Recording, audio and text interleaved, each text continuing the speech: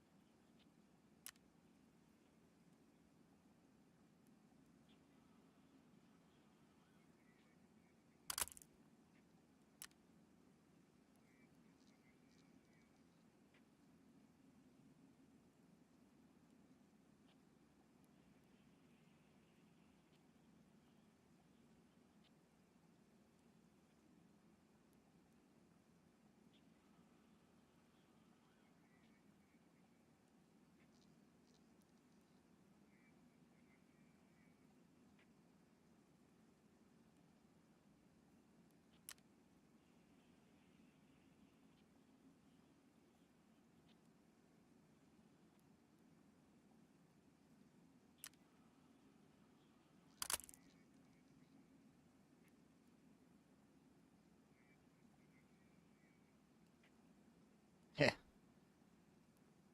Nothing comes close to them four. Four is better than the HK. This shoots more bullets, but at faster fire rate, but vastly more recoil. Talking maybe 26 more recoil. Maybe, is it maybe 50, 60 more on horizontal? I just can't find anything that beats the M4.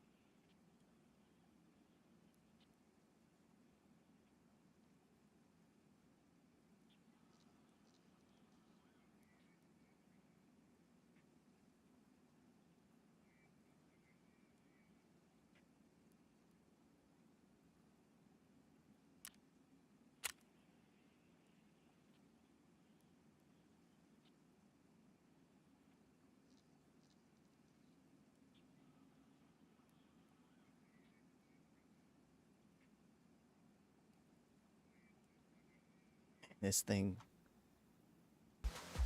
just weighs so much more.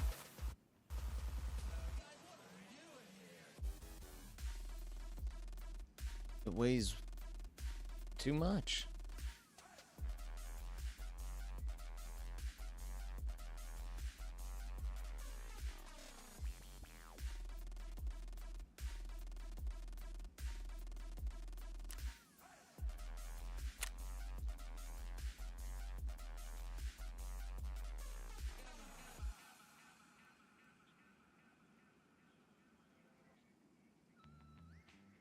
What if buying a new appliance felt like a win for your...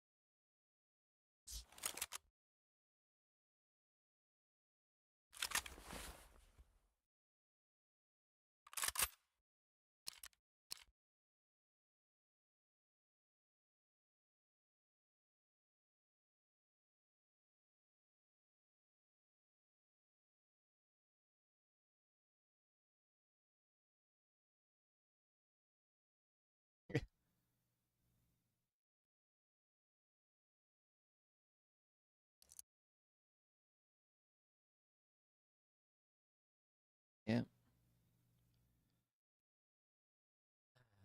Nothing beats the M4.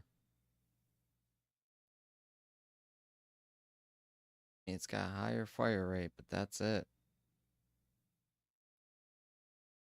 Muzzle velocity, higher recoil, worse accuracy, worse ergonomics. weighs more. Yeah. Or is just a beast.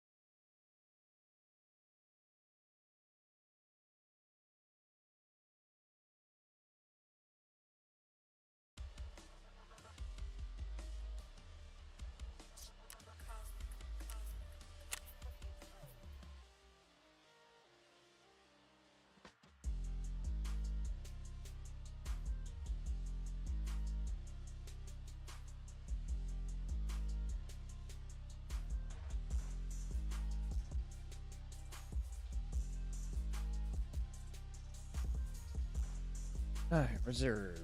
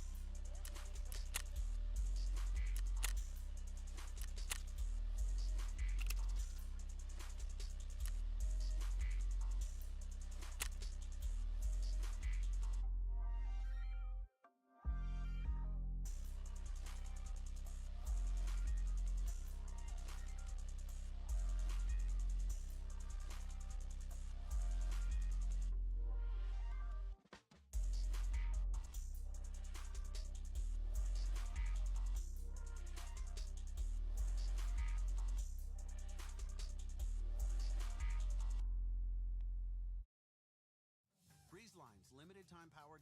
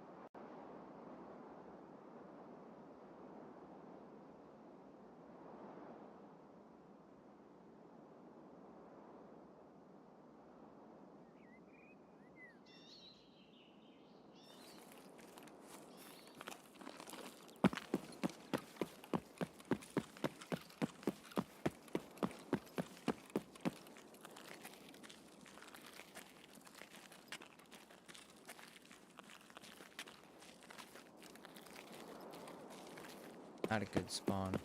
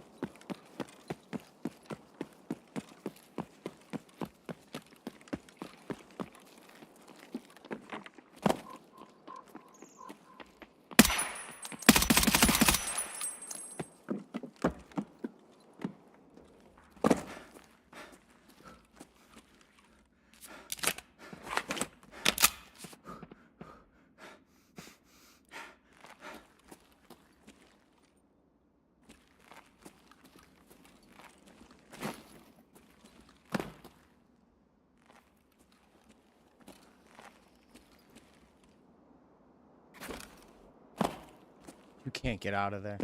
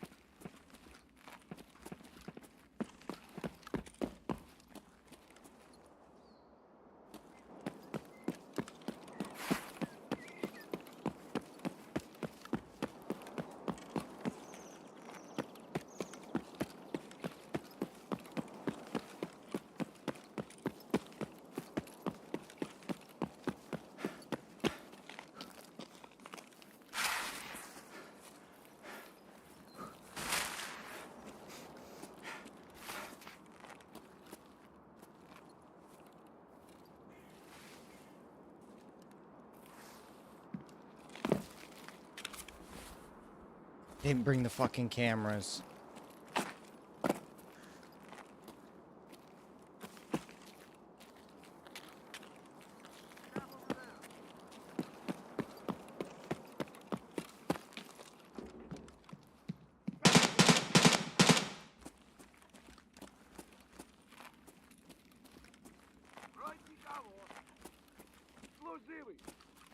I'm requesting ordnance.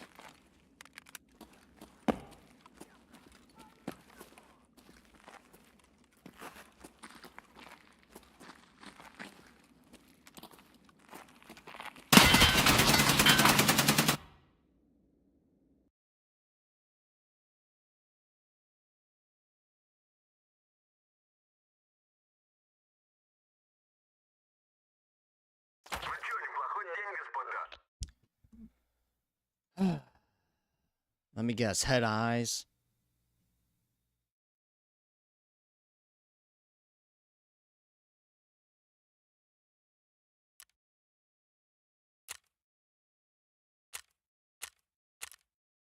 ESG. You guys suck. Hey, listen! You guys suck.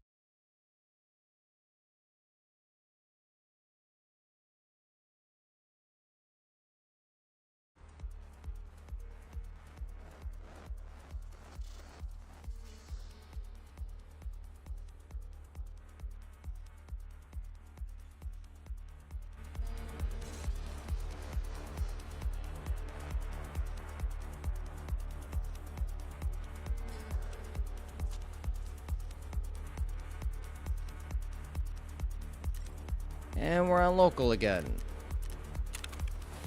Never turned it on. You guys suck.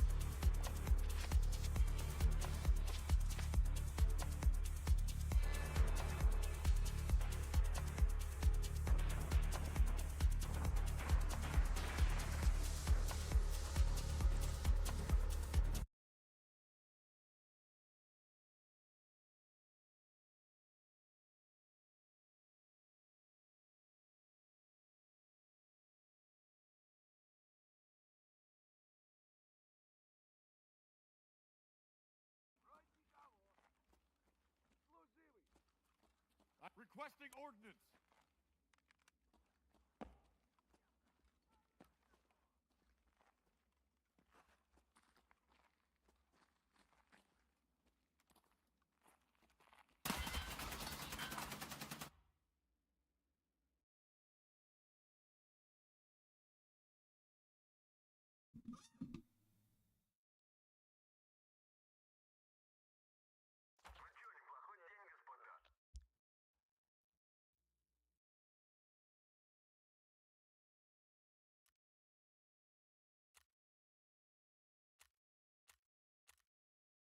Here Street. You guys suck. Requesting ordnance.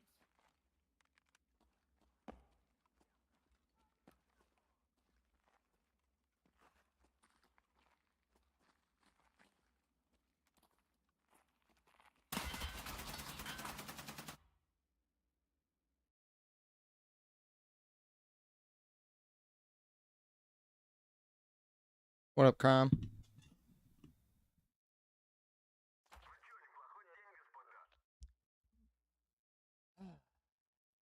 Let me guess. Head eyes.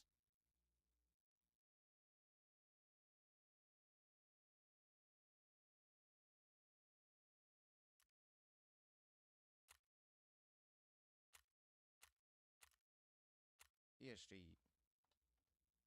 You guys suck. Requesting ordnance.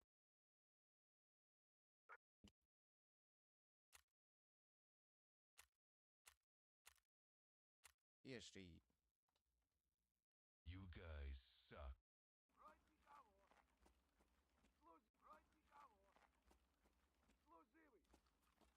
Requesting ordnance.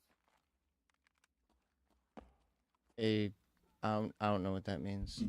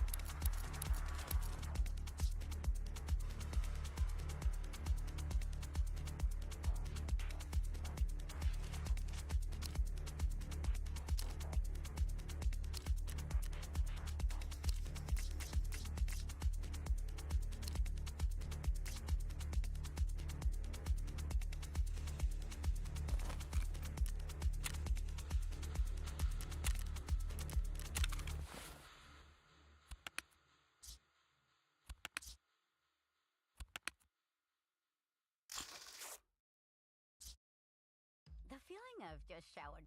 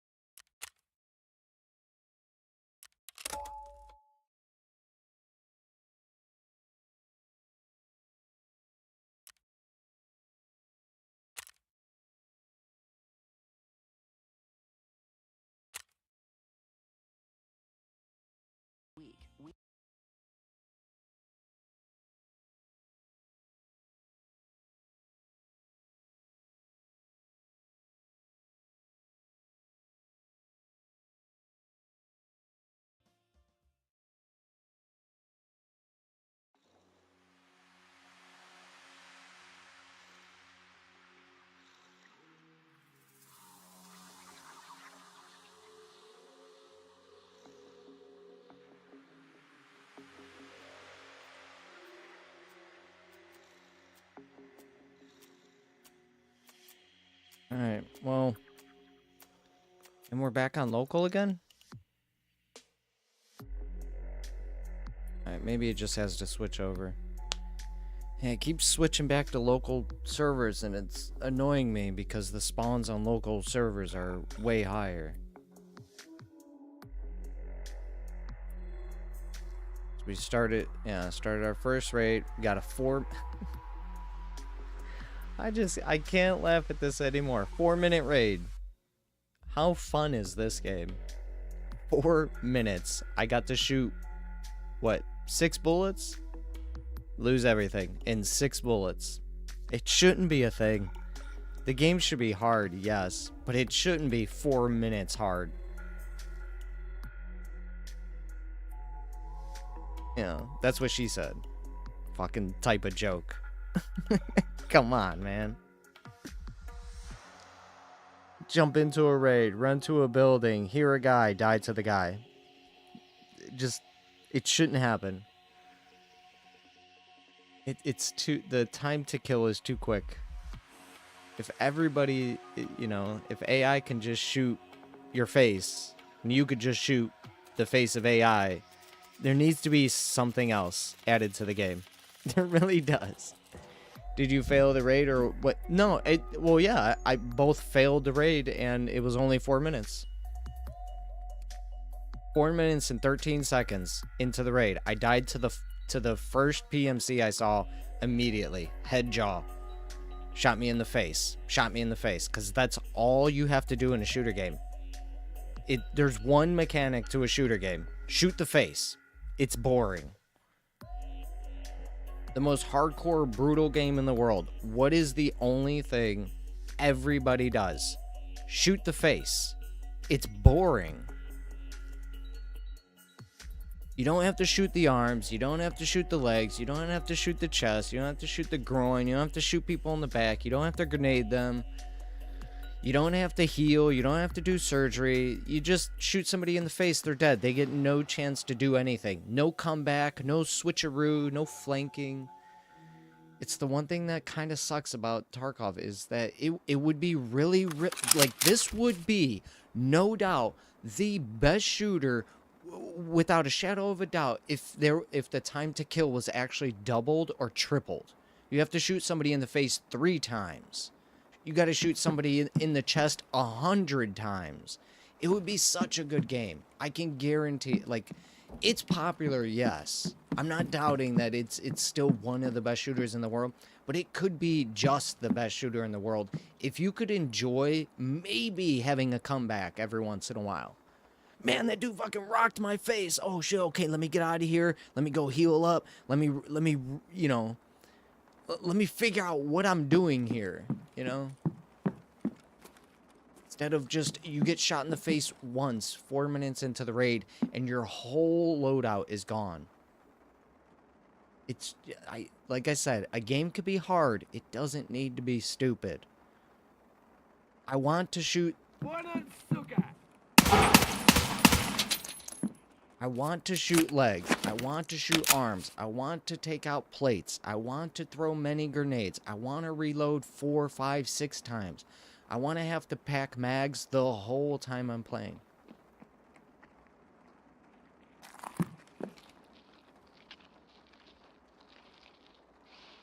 Вон, вон, вон, вон он, сука!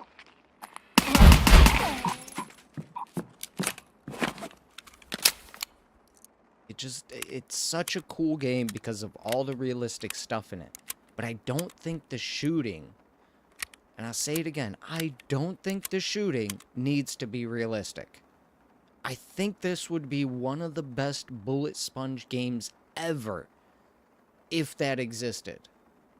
People taking in 60 round magazines. Like, why would I ever use a 60 round magazine in this game?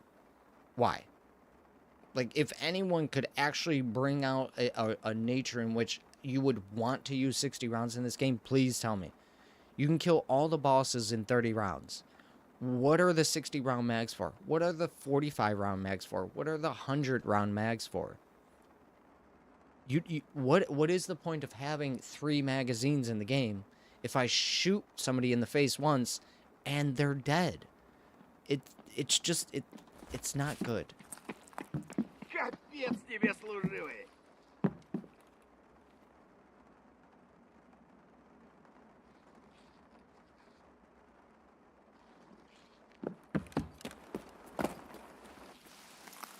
Вон он, сука!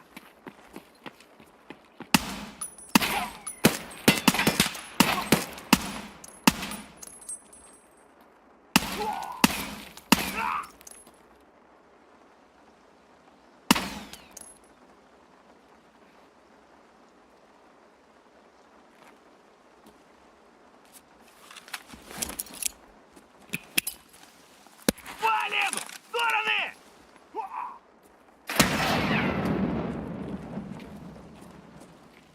Она не... А!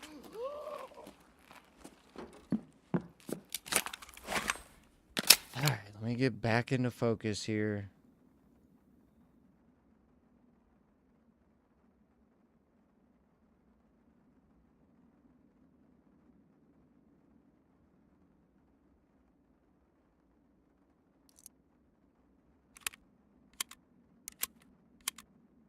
Go for the headshot bullet sponge. Dude, Halo did it right all those years ago. You shoot somebody in the head, breaks their shield. You shoot somebody in the head again, then you kill them. This game, you just shoot anybody in the face with any bullet, and they're dead. It's kind of boring. You know, and I'm not wearing a face mask to ruin the vision of the game because they don't want to just make shooting more fun.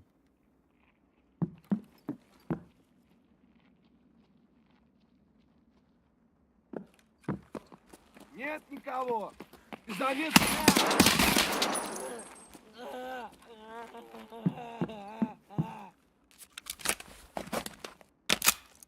Like, imagine if I had to shoot that scab, 15 times instead of twice. Like, that, to me, that would be more of an enjoyable experience.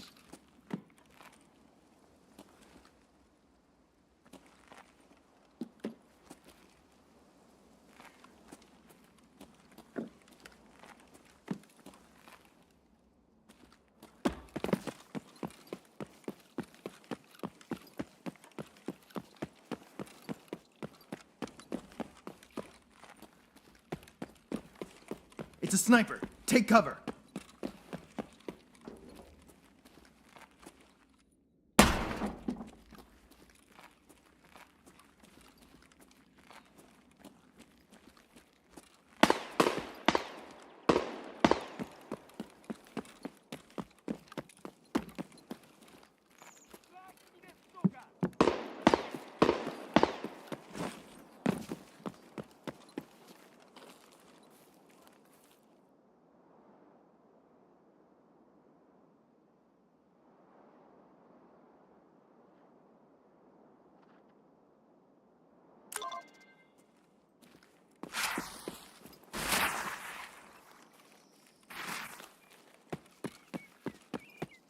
Just speed running these missions now.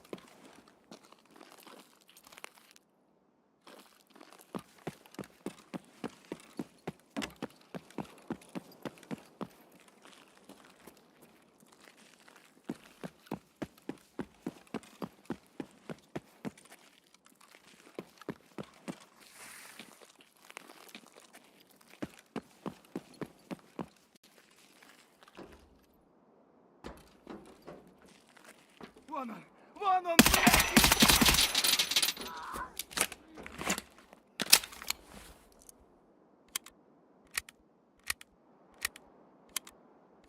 Crap, man.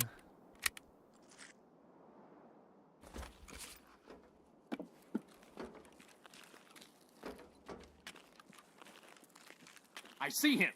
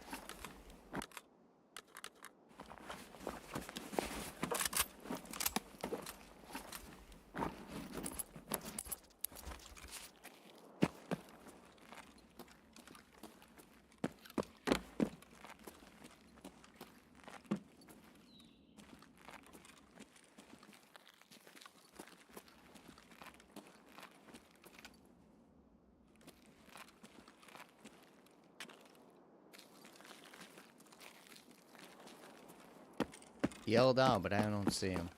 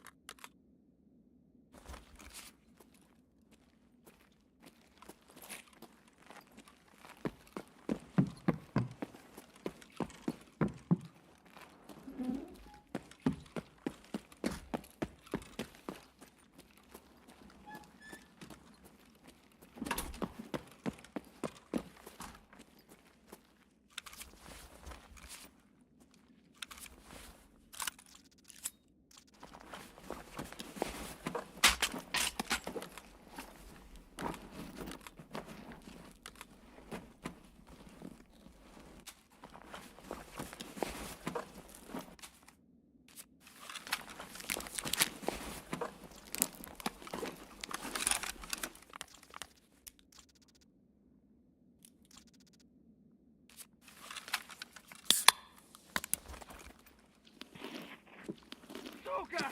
Ёбаный нашего!